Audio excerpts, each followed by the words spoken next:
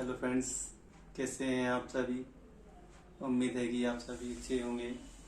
आज हमारी ज्योग्राफी से के पहले टॉपिक को लेकर हम बात चर्चा करेंगे। सबसे पहले होता है ग्लोब, है ना। ग्लोब क्या होता है कि ग्लोब पृथ्वी का एक प्रतिरूप होता है ना। मतलब गोल गोल होता है। ग्लोब मतलब गोल होता है ना। पृथ्वी का प्रतिरूप होता है जिस पर अक्षांश और देशांतर रेखाएं होती हैं, जिनकी तो हम चलते हैं आगे, है ना। आगे चलते हैं, बताते हैं ग्लोब क्या होता है। हम सबसे पहले ग्लोब समझते हैं, है ना। तो ग्लोब क्या होता है। ग्लोब एक गोलाकार होता है।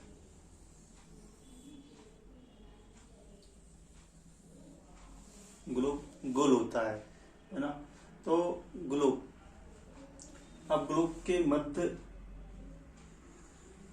रेखा होती है जिसे हम भूमध्य रेखा बोलते हैं। अब भूमध्य रेखा का काम क्या होता है, ग्लोब को दो भागों में विभाजित करती है। ठीक है, ये होती है 0 डिग्री अक्षांश, इसे हम बोलते हैं अक्षांश रेखा, है ना। इसको हम बोलते हैं अक्षांश रेखा। ठीक है, इस 0 डिग्री भूमध्य रेखा को ही 0 डिग्री अक्षांश रेखा को ही हम भूमध्य रेखा भी बोलते हैं और विषुवत रेखा भी बोलते हैं, या इक्वेटर लाइन भी इसे ही हम बोलते हैं। तो ठीक है, तो 0 डिग्री अक्षांश रेखा क्या होती है कि जो ग्लोब को दो भागों में विभाजित करती है या पृथ्वी को दो भागों में विभाजित करती है ना। 0 डिग्री अक्षांश रेखा। ठीक है, तो ये होता है उत्तरी ध्रुव,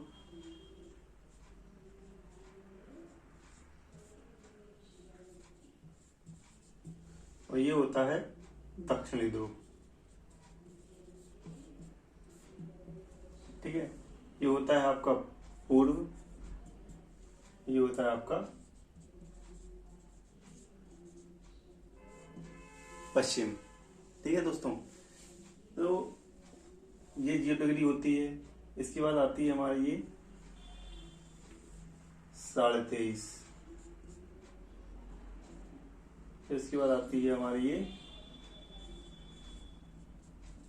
66.5। ठीक है, ये उत्तरी गोलार्ध में है। इसी तरीके से हमारे दक्षिणी गोलार्ध में भी 23.5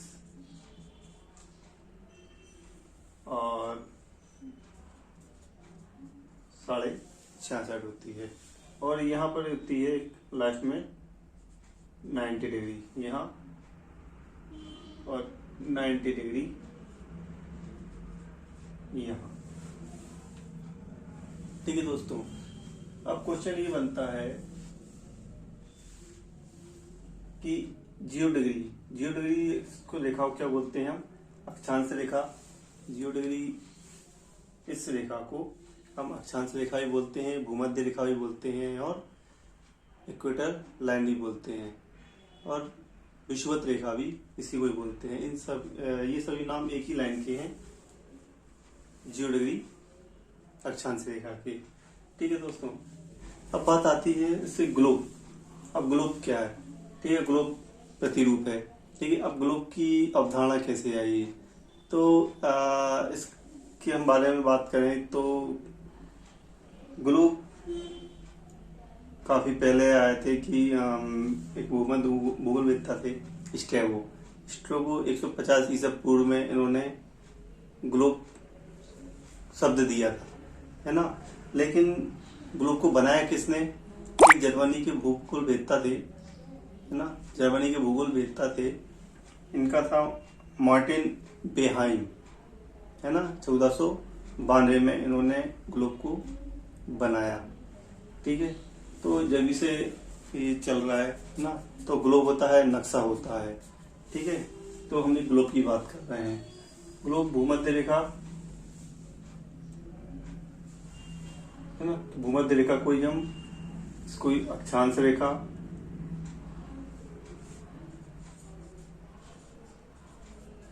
भूमध्य रेखा, विषुवत रेखा या इक्वेटर लाइन, है ना। इसी को कहते हैं। ठीक है, अब 23.5 डिग्री उत्तरी अक्षांश। ठीक है, तो इस 23.5 डिग्री उत्तरी अक्षांश को हम बोलते हैं कर्क रेखा। ठीक है, और 23.5 डिग्री दक्षिण अक्षांश को हम बोलते हैं मकर रेखा। ठीक है दोस्तों, ठीक है, 0 डिग्री अक्षांश रेखा को बोलते हैं हम भूमध्य रेखा। ठीक है, 0 डिग्री अक्षांश रेखा को बोलते हैं हम भूमध्य रेखा। 23.5 डिग्री उत्तरी अक्षांश को बोलते हैं हम कर्क रेखा, और 23.5 डिग्री दक्षिण अक्षांश को बोलते हैं हम मकर रेखा।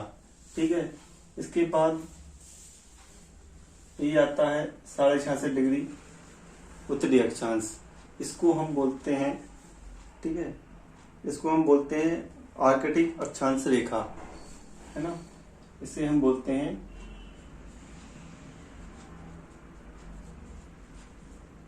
आर्कटिक अक्षांश रेखा। इसे बोलते हैं हम अंटार्कटिक अक्षांश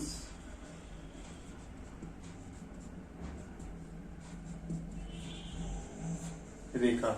ठीक है, ये सारी चीजें होती हैं। ठीक है, तो ये होती है अक्षांश, है ना, जैसा कि है 0 डिग्री अक्षांश रेखा। ठीक है, तो ग्रुप पर खींची गई आड़ी रेखाएं, है ना, ग्रुप पर खींची गई आड़ी रेखाएं, है ना, उन्हें हम अक्षांश रेखा बोलते हैं।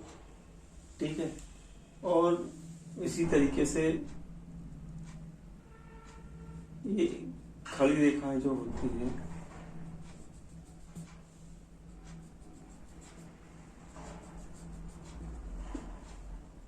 इन्हें हम बोलते हैं अंतर रेखा। ठीक है, लेकिन आज हम अक्षांश रेखा की बात करेंगे। ठीक है, तो अक्षांश रेखा क्या होती है, जैसा कि आपने जाना कि 0 डिग्री अक्षांश रेखा ग्लोब को 2 भागों में, पृथ्वी को 2 भागों में विभाजित करती है। ठीक है, तो हर 1 डिग्री पर एक अक्षांश रेखा होती है। ठीक है, तो इस तरीके से मतलब 0, 23.5, 66.5 और 90, मतलब उत्तरी अक्षांश में 90 अक्षांश रेखाएं होंगी, और इसी तरह से दक्षिण गोलार्ध में भी 90 अक्षांश रेखाएं होंगी। तो क्वेश्चन बनता है कि कुल अक्षांश रेखाएं कितनी होती है ना, तो 90 प्लस उत्तरी अक्षांश की और 90 दक्षिणी अक्षांश की। ठीक है, और प्लस एक 0 डिग्री भूमध्य रेखा, इसको भी हम ऐड करेंगे तो क्या आ जाएगा हमारा 181 अक्षांश रेखाएं। ठीक है दोस्तों, 181 अक्षांश रेखाएं। ठीक है, अब इसमें हमारे को क्वेश्चन आता है कि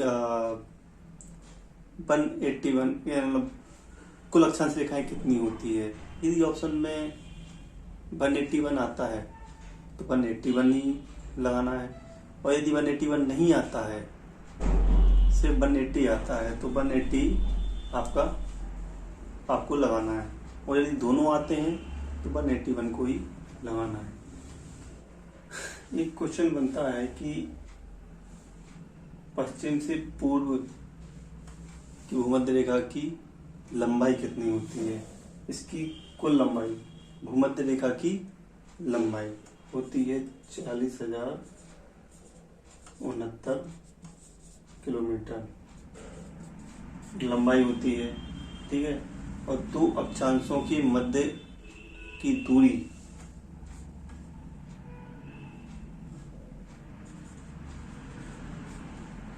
111 किलोमीटर होती है। ठीक है, और तीसरी चीज क्या है कि दो अक्षांशों के मध्य की दूरी 111 किलोमीटर होती है और भूमध्य रेखा की कुल लंबाई 40,069 किलोमीटर होती है।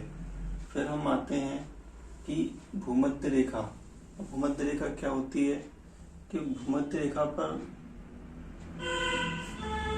सर्वाधिक तापमान कहाँ होता है? भूमध्य रेखा पर होता है।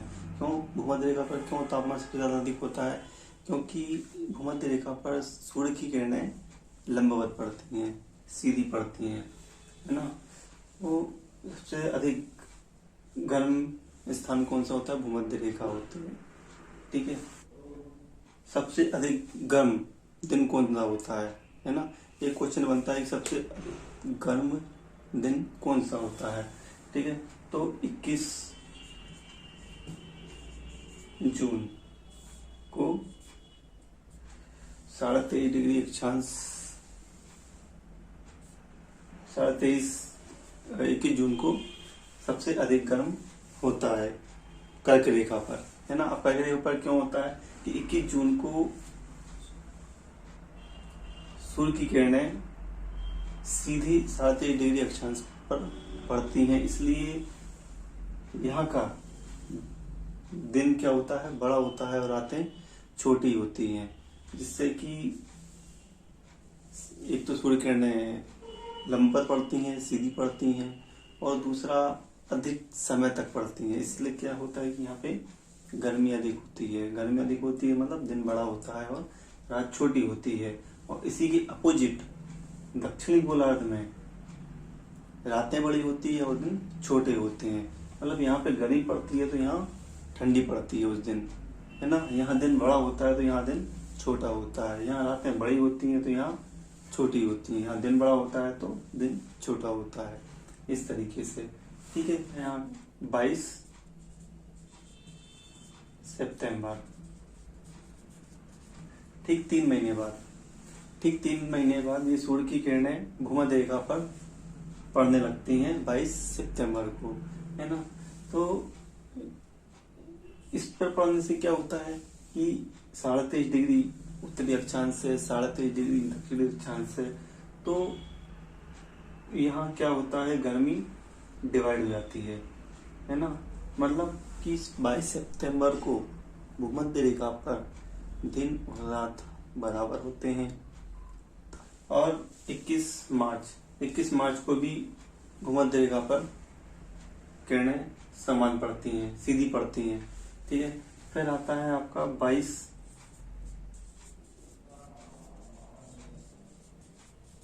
दिसंबर। 22 दिसंबर को क्या होता है कि जैसे कि 21 जून को कर्क रेखा पर सूर्य की किरणें लंबवत पड़ रही थी, है ना। तो इस तरीके से 22 दिसंबर को दक्षिणी गोलार्ध में 23.5 डिग्री दक्षिणी अक्षांश पर सूर्य की किरणें लंबवत पड़ती हैं, जिससे ये यहाँ पर क्या होता है? दिन बड़े हो जाते हैं और रातें छोटी हो जाती हैं। और इसी के अपोजिट उत्तरी गोलार्ध में क्या होता है? दिन छोटे हो जाते हैं और रातें बड़ी हो जाती है ना। ऐसा क्या होता है? क्योंकि 21, ठीक है। अब इस तरफ अक्षांश में ऐसा क्यों होता है? क्योंकि जो सूर्य की किरणें पड़ती हैं वो तिरछी पड़ती है ना। उत्तरी गोलार्ध में सूर्य की किरणें तिरछी पड़ती हैं, इसलिए वहां दिन छोटे हो जाते हैं और रातें बड़ी हो जाती हैं। क्यों? क्योंकि 22 दिसंबर को 23.5 डिग्री दक्षिणी अक्षांश पर सूर्य लंबवत पड़ता है, ठीक है दोस्तों। अब अक्षांश रेखा का अच्छा एक क्वेश्चन और बनता है कि अक्षांश रेखा का उपयोग, है ना। अक्षांश रेखा का उपयोग क्या होता है? अक्षांश रेखाओं का उपयोग जलवायु के अध्ययन और तापमान के अध्ययन के लिए किया जाता है। ओके दोस्तों, ये ग्लोब है और अक्षांश रेखा है ना। तो इस पर से ही सारे क्वेश्चन बनते हैं, है ना। कि वो कितने सारे क्वेश्चन हो गए कि एक भूमध्य रेखा 0 डिग्री अक्षांश रेखा को क्या कहा जाता है? जीरो डिग्री भूमध्य रेखा को ही अक्षांश रेखा, भूमध्य रेखा, विषुवत रेखा और इक्वेटर लाइन भी कहा जाता है। ठीक है। फिर उसके बाद आता है कि 23.5 डिग्री उत्तरी अक्षांश को क्या कहते हैं। 23.5 डिग्री उत्तरी अक्षांश को बोलते हैं हम कर्क रेखा, है ना। और 23.5 डिग्री दक्षिण अक्षांश को हम बोलते हैं मकर रेखा, जैसे कर्क रेखा और भूमध्य रेखा। ठीक है। इसी तरीके से हम उत्तरी गोलार्ध में 66.5 डिग्री अक्षांश रेखा को क्या बोलते हैं, हम आर्कटिक अक्षांश रेखा बोलते हैं। और इसी तरह दक्षिणी गोलार्ध में 66.5 डिग्री अक्षांश रेखा को क्या बोलते हैं, अंटार्कटिक अक्षांश रेखा बोलते हैं। फिर एक दूसरा क्वेश्चन आता है कि दो अक्षांशों के मध्य की दूरी कितनी होती है, तो वो होती है 111 किलोमीटर। और मुख्य अक्षांश रेखा, जीरो डिग्री अक्षांश रेखा की कुल लंबाई कितनी होती है, तो 40,069 किलोमीटर। अब इसमें एक चीज और दोस्तों कि दो अक्षांशों के मध्य की दूरी समान होती है ना। इसमें मतलब कोई अंतर नहीं होता, चाहे हर 1 डिग्री मतलब 0 डिग्री 1 2 3 4 5 6 7 और 90 डिग्री तक हर अक्षांश रेखा की दूरी क्या होगी, बराबर होगी, मतलब 111 किलोमीटर ही होगी। लेकिन अक्षांश रेखाओं की जो लंबाई है वो कम होती जाती है ना। जैसे कि 0 डिग्री अक्षांश रेखा की लंबाई 40,069 किलोमीटर है, लेकिन 1 डिग्री 2 डिग्री 3 डिग्री जैसे जैसे डिग्री बढ़ती जाएंगी ऐसी उनकी लंबाई घटती जाएगी। ये दोनों तरफ होता है, उत्तरी ध्रुव में भी और दक्षिणी ध्रुव में भी। ठीक है। फिर एक तो है 21 जून। अब 21 जून को 3.5 डिग्री अक्षांश पर सूर्य लंबवत पड़ता है, जिससे कि वहाँ गर्मी ज्यादा होती है, दिन बड़े होते हैं और रातें छोटी होती है, इसलिए वहाँ सबसे गर्म दिन होता है 21 जून। इसी के अपोजिट दक्षिणी गोलार्ध में दिन छोटे और रातें बड़ी होती है, मतलब ठंडा होता है। ठीक है। इसी तरीके से फिर 22 सितंबर को सूर्य की किरणें लंबवत भूमध्य रेखा पर पड़ती हैं, जिससे कि दिन और रात समान होते हैं, तापमान समान होते हैं, है ना। इसी तरीके से 21 मार्च को भी सूर्य की किरणें लंबवत पड़ती हैं भूमध्य रेखा पर।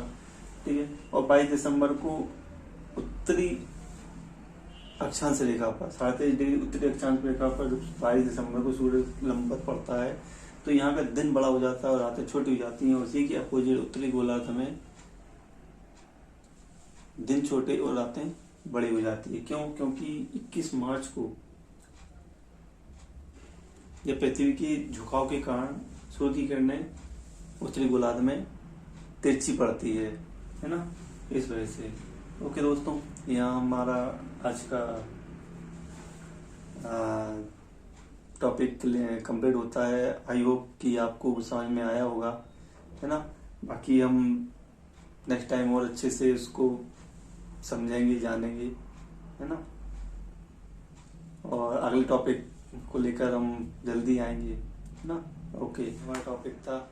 मेरा ये वीडियो आपको अच्छा लगा हो तो प्लीज़ इसे लाइक कीजिए, सब्सक्राइब कीजिए, शेयर कीजिए, है ना। Thank you so much.